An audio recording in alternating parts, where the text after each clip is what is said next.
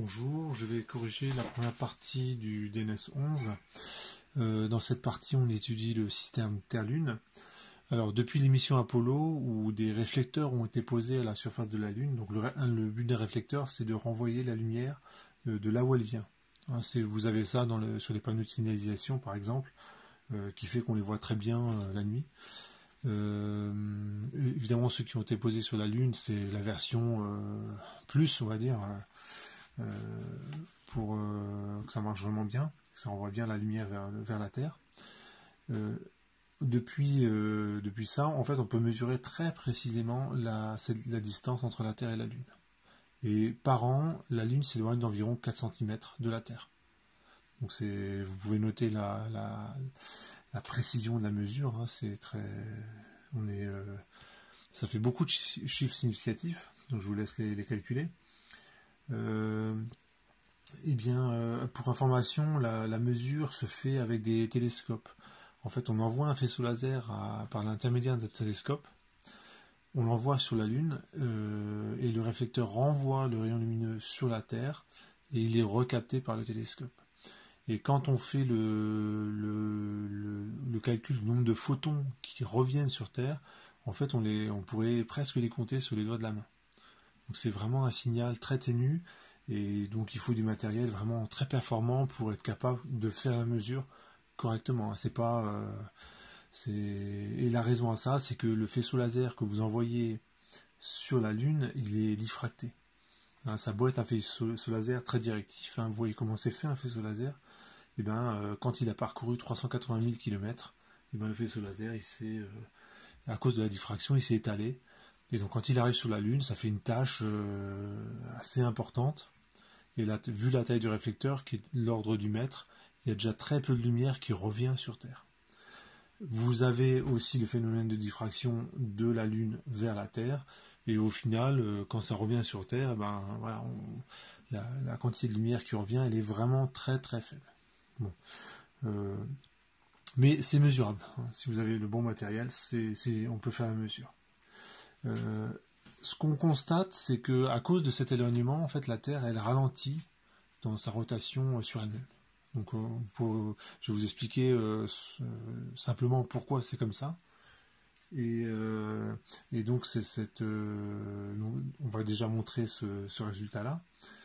Et ce résultat, c'est un résultat qui est quand même assez récent.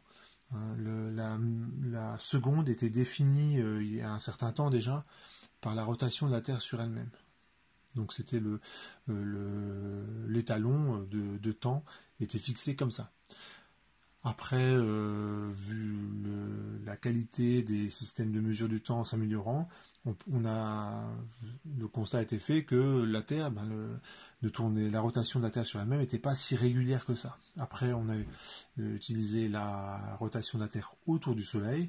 Là aussi, avec l'amélioration de la mesure du temps, on se rend compte que la Terre, il y a des petites fluctuations dans le temps que met la Terre pour faire un tour. Enfin, une année, quoi. Et alors pourquoi la raison de cela, c'est simplement que le système solaire, c'est pas un ménage, c'est pas un point matériel soumis à une force centrale. C'est un ménage à 10, et sans compter tous les satellites et autres corps de petites dimensions. Et donc c'est un système qui est dynamique, qui est assez, je dirais même qui est très compliqué à étudier. Et donc ça vient de là, ces fluctuations. Donc nous, notre point de départ, ça va être ça, 4 cm par an d'éloignement de la Lune par rapport à la Terre. Alors, l'explication simple qu'on peut donner. Donc ça, c'est la Terre. Vous avez la Lune. Vous pouvez noter au passage que la Lune est un satellite assez gros. Si vous regardez dans le système solaire, la plupart des satellites, non, je dis la plupart, mais tous les satellites des autres planètes du système solaire, c'est quand même des satellites qui sont assez petits par rapport à la planète centrale. Et dans le cas de la Lune, c'est pas le cas.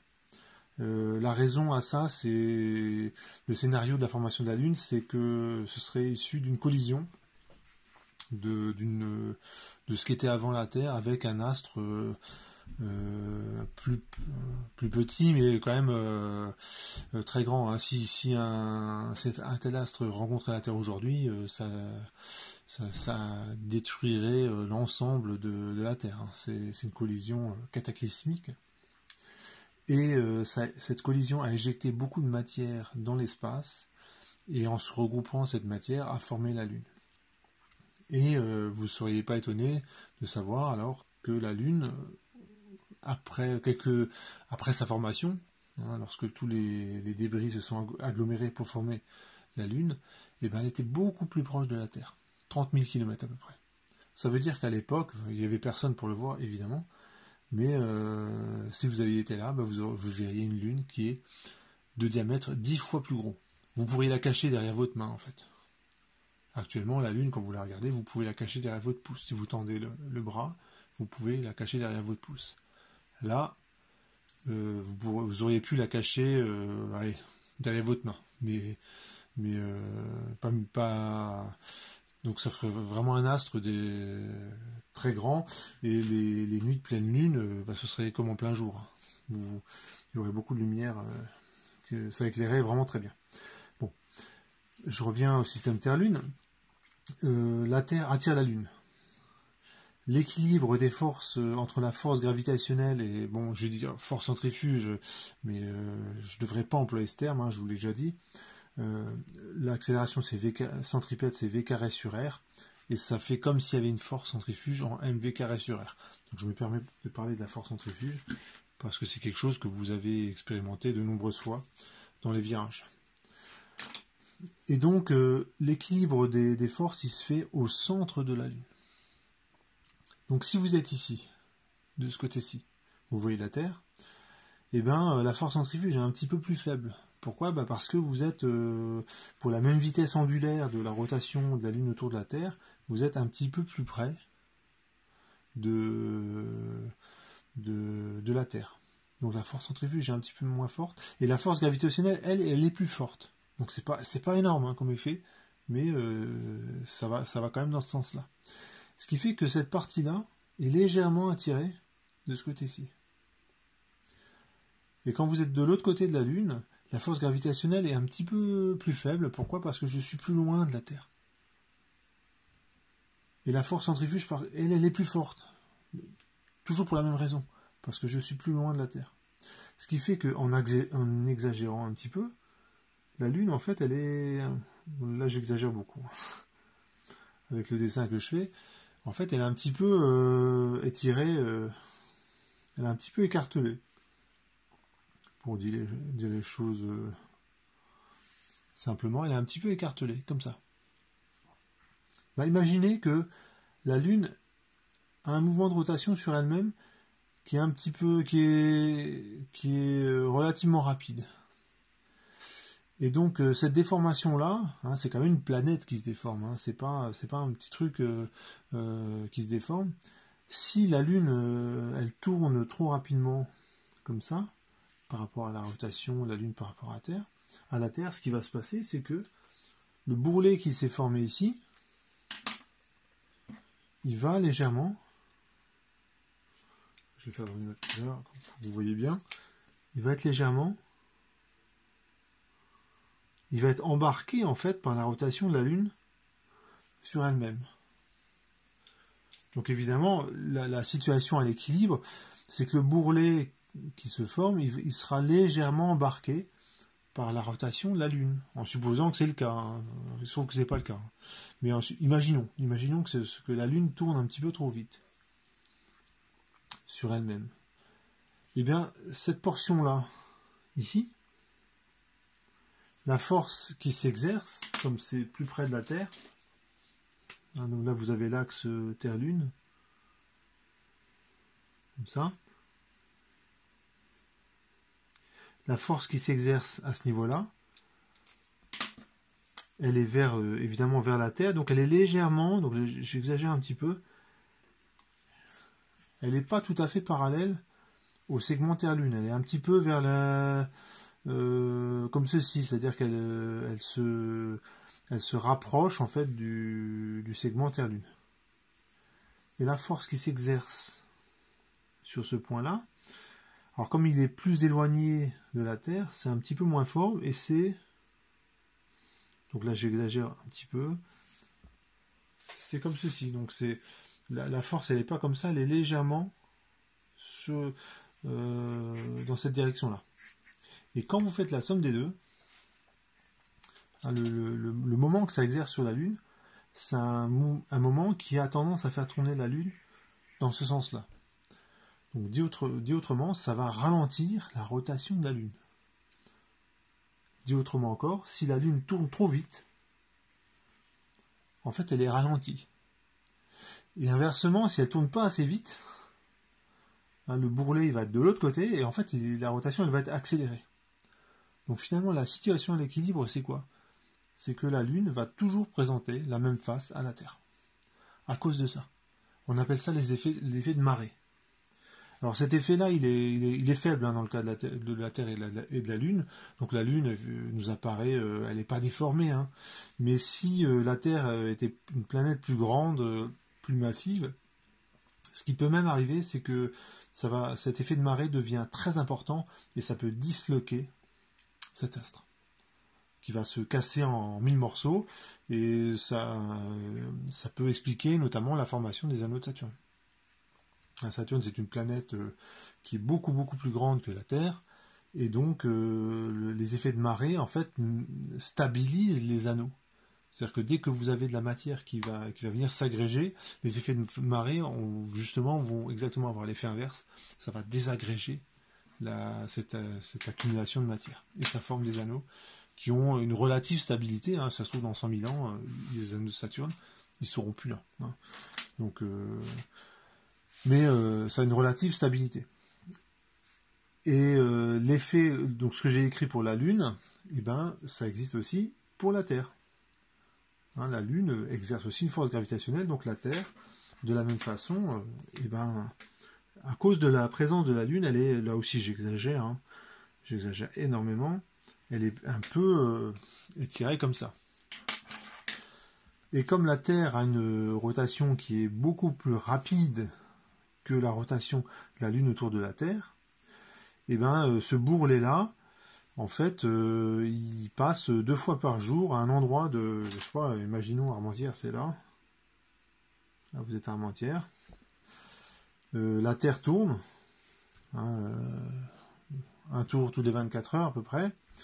2 fois par jour, vous passez au niveau du bourrelet. Alors ça veut dire quoi? Évidemment, vous ne le ressentez pas, ça. La Terre, elle est quand même... On peut dire qu'elle est ronde. Ça se caractérise comment? Ce qui se déforme le plus facilement sur Terre, c'est les océans. Et c'est le phénomène des marées, justement.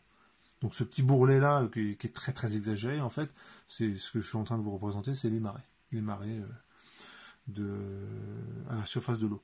Il faut imaginer la Lune à 30 000 km de la Terre, donc 10 fois plus près qu'elle n'est aujourd'hui.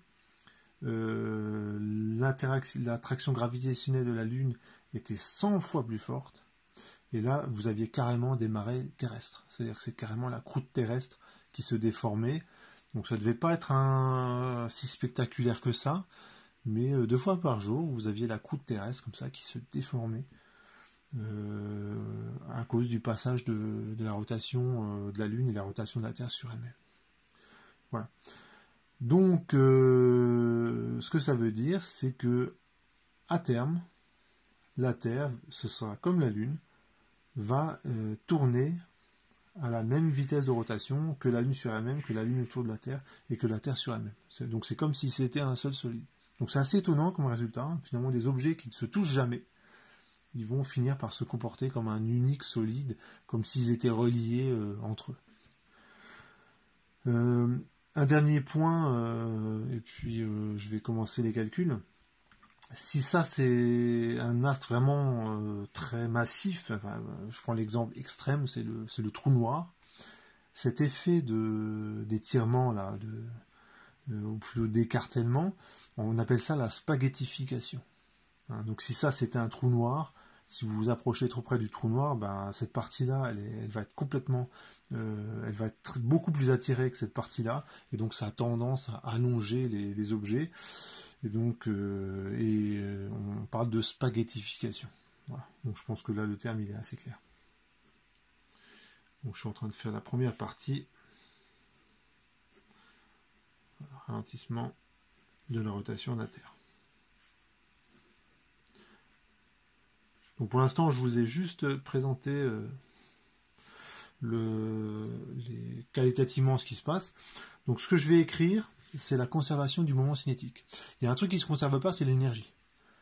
Lorsque la Lune elle tourne trop vite ou la Terre tourne trop vite, les effets de marée, lorsque les marées passent, ça fait du frottement en fait. Ça fait des vagues qui finissent par disparaître, il y a du frottement, donc ça dissipe de l'énergie. Donc l'énergie mécanique de ce système-là, elle n'est pas conservée. Par contre, il y a un truc qui se conserve, c'est la quantité de mouvement. Le moment cinétique. Donc je dis simplement, en d'autres termes, on pourrait parler de quantité de rotation. Alors, elle est composée de quoi? C'est le moment cinétique de la Terre, donc j'indice J fois T, fois le oméga de la Terre sur elle-même, plus le moment cinétique de la Lune fois le oméga de la Lune sur elle-même, plus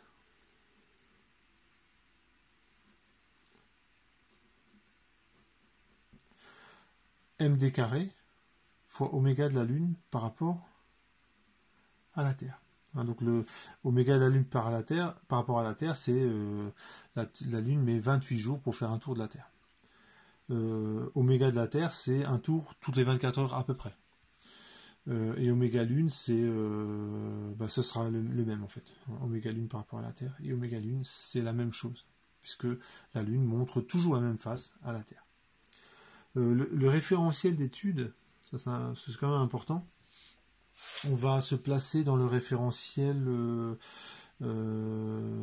qui a comme axe l'axe Soleil-Terre. Donc c'est un référentiel dont un axe va du Soleil vers la Terre.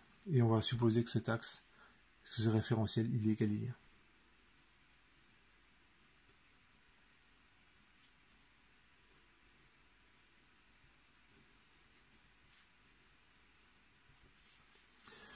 Donc là, j'écris la conservation du moment cinétique.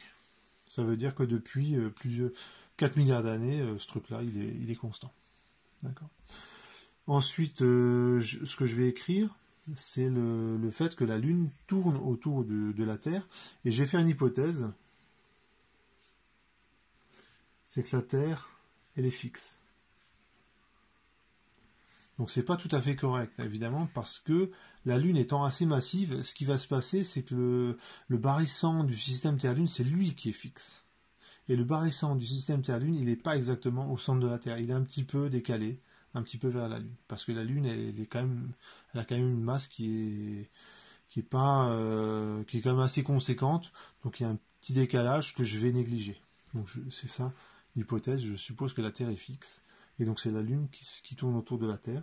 Et je vais simplement écrire que la force gravitationnelle, c'est égal à m fois l'accélération centripète. Et ça va donner un truc comme ça. Et la distance Terre-Lune, je ne l'ai pas noté, mais je l'appelle D.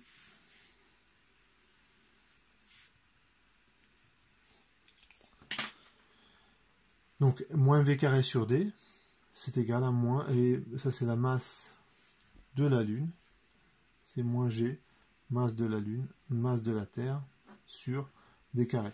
Évidemment, j'ai tout de suite projeté la relation, le PFD, suivant E de R.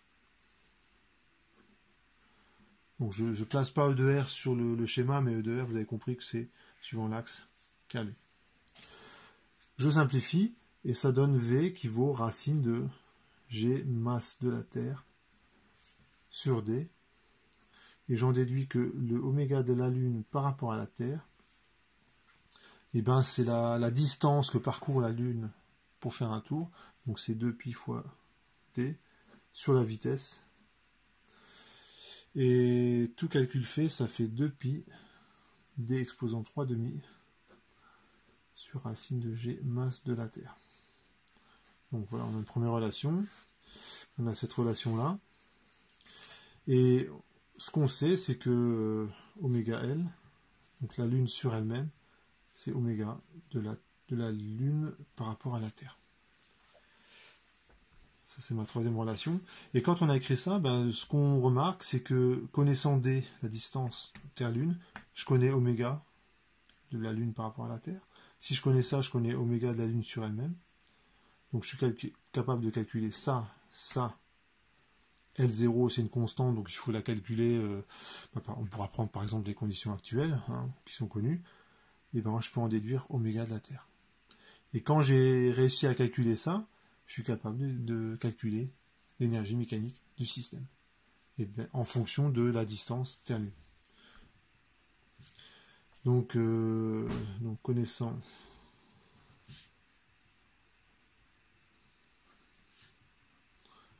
conclusion, connaissant D, on peut calculer oméga Lune, oméga Terre, oméga Lune par rapport à la Terre. Et donc on peut calculer l'énergie mécanique. L'énergie mécanique est constituée de quoi? De l'énergie de rotation de la Terre sur elle-même, c'est 1/2 de J de la Terre, oméga de la Terre au carré, plus la même chose pour la Lune, sur elle-même, plus l'énergie cinétique de translation de la Lune. Et la Lune, comme elle a une trajectoire circulaire, elle a uniquement une vitesse orthoradiale. Donc c'est oméga de la Lune par rapport à la Terre, fois D au carré. Et bien sûr, on n'oublie pas l'énergie potentielle gravitationnelle qui s'écrit moins G, masse de la Terre, masse de la Lune, sur D. La force varie en 1 sur D carré, l'énergie potentielle, et varie en 1 sur D. Et le terme constant, bah, c'est moins G, masse de la Lune, masse de la Terre. Donc voilà, j'ai écrit toutes les équations. Et ce que j'ai fait, moi, c'est que j'ai fait un petit programme. Voilà, après, vous faites comme vous voulez, hein, vous pouvez prendre la calculatrice. Ici, c'est la masse de la Lune. Vous prenez une distance grand D. Vous calculez ce truc-là. Puis, c'est oméga L, c'est connu. Vous en déduisez oméga de la Terre. Et vous calculez ensuite l'énergie mécanique. En fonction de grand D. Donc je vais vous montrer à quoi ressemblent les courbes. Hein. Le L0, ce que je vais prendre comme condition initiale. Donc je vais prendre la Terre met à peu près 24 heures pour faire un tour sur elle-même. Alors pourquoi je dis à peu près 24 heures? Ça doit vous faire tiquer quand je dis ça. C'est parce que lorsque la Lune fait un tour sur elle-même, elle a un petit peu avancé. Elle a un petit peu avancé dans sa rotation autour du Soleil. Ce qui fait qu'il faut qu'elle fasse un petit peu plus de un tour pour que le Soleil, pour être de nouveau dans l'axe. Si vous êtes sur Terre, que vous soyez de nouveau dans l'axe Terre-Soleil. Donc c'est pour ça que je dis que oméga de la Terre est à peu près 24 heures pour un tour. Donc on va dire donc c'est environ égal 2π. Et ben, il y a combien de secondes dans 24 heures? Ça fait à peu près ça. Radians par seconde. Donc c'est pas l'expression exacte. 6,2. C'est 2π 1 plus 1 sur 365,25. Ça, c'est le nombre de jours. Ça veut dire que dans une journée, la Terre doit faire un tour sur elle-même, plus un 365e de tour à peu près, pour tenir compte de la rotation de la Terre autour du Soleil. Donc, je vous laisse réfléchir à ça. Donc la vraie valeur, c'est celle-là. Bon, on peut prendre celle-là. L'écart, c'est vraiment, c'est pas beaucoup. Oméga de la Lune. La Lune, ça fait à peu près 28 jours pour faire un tour. Donc il y a combien de secondes dans 28 jours? Ben, c'est 28 fois 24 fois 3600 radians par seconde.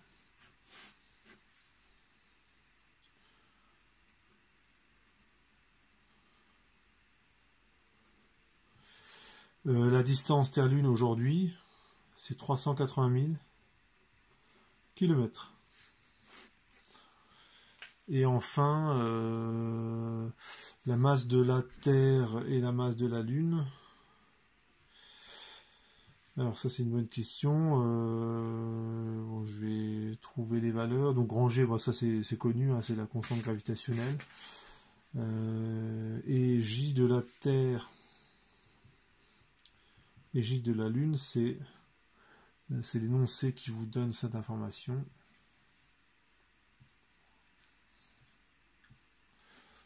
Ça fait 2/5.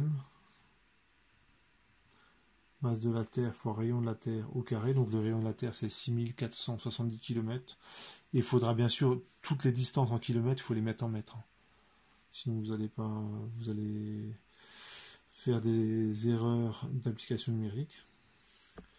Pareil, J de la Lune, il est calculable. Hein. La masse de la Lune, je vais l'écrire dans un instant. Le rayon de la Lune, c'est plutôt 2000 km, je crois. Donc c'est plus petit, mais c'est pas ridicule.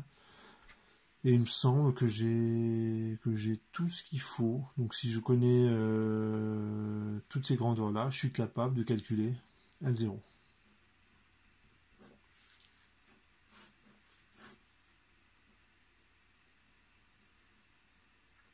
Donc on est capable de, à partir de toutes ces informations, de calculer L0. Et donc, connaissant D, je peux tout calculer. Donc je vais aller chercher la masse de la Terre et de la Lune. Voilà, donc je vais aller récupérer la masse de la Terre et la masse de la Lune. Donc on voit quand même que la Lune, elle est 100 fois, elle pèse 100 fois moins que la Terre. Donc c'est quand je vous ai dit que le barycentre de la Terre et la Lune est plutôt du côté Terre, donc la Terre elle est quasiment fixe. Ouais, c'est une bonne hypothèse, hein. Ça vérifie l'hypothèse. Donc je connais L0, et donc on peut calculer, on peut tracer les courbes. Donc les courbes que je vais tracer, c'est oméga de la Terre. Je vais même tracer, non, plutôt que tracer oméga, je vais tracer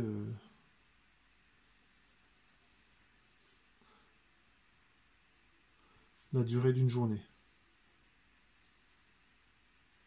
en heures. Donc à 380 000 km, donc les conditions actuelles,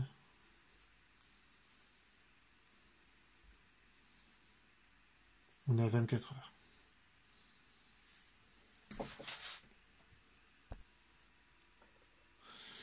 Voilà, donc je vais tracer la durée d'une journée en heures en fonction de la distance Terre-Lune. Donc il y a un peu après la formation de la Lune, on est à 30 000 km, la Lune est à peu près à 30 000 km de la Terre. Donc c'est vraiment très proche. Et quand on calcule la durée d'un jour... Attendez que je ne dise pas de bêtises.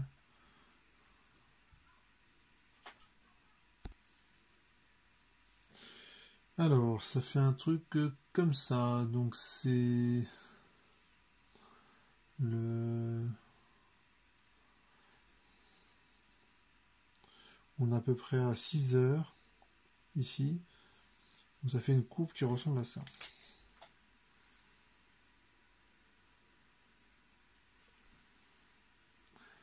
Et quand on arrive autour de 500 000, un petit peu au-dessus de 500 000, donc si 300-400 000 est là, on a à peu près, donc 500 000 c'est à peu près ici, kilomètres. La durée d'un jour terrestre,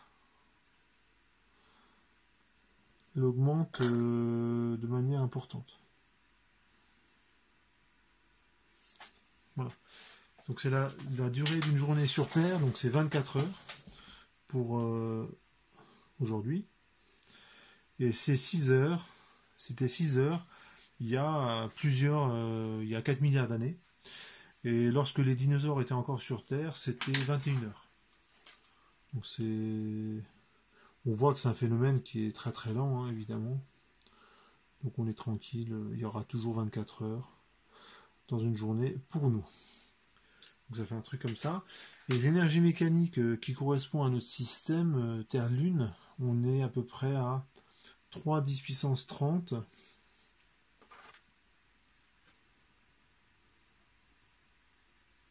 Hein, donc je donne le résultat en joules. On est à peu près ici. Et de nos jours, on est à peu près à... On est à peu près ici une fraction. C'est toujours énorme, hein, évidemment. Ça fait un truc comme ça. Et ce qu'on remarque, ce qui est assez curieux, c'est que la distance, il y a une distance pour laquelle l'énergie mécanique est minimale. Donc ce qui va se passer, d'après nos calculs, c'est que la distance Terre-Lune va augmenter, augmenter, augmenter, augmenter, et puis à un moment donné, ça va s'arrêter d'augmenter. Et le jour où ça arrivera, et ben la Terre, la Lune bougeront comme si c'était un seul et unique solide. Ça veut dire qu'une journée terrestre, ce sera au moins, ce sera en gros un mois. Une journée, ça durera un mois, à peu près. Donc bon, évidemment, on n'en est pas encore là. Donc normalement, le minimum qui est ici devrait correspondre à la durée d'une journée qui augmente en flèche. C'est pas tout à fait correct. Hein. Donc le minimum en fait, ouais. Ce minimum là d'énergie correspond à la période de la durée de rotation de la Terre sur elle-même qui augmente énormément. Voilà pour... Ah non, j'ai pas encore répondu à la question. Et quand on regarde, lorsque la Lune s'éloigne de 4 cm par an, ça fait combien de joules? Et quand on fait le calcul, donc là vous prenez votre calculatrice, on va trouver que par an,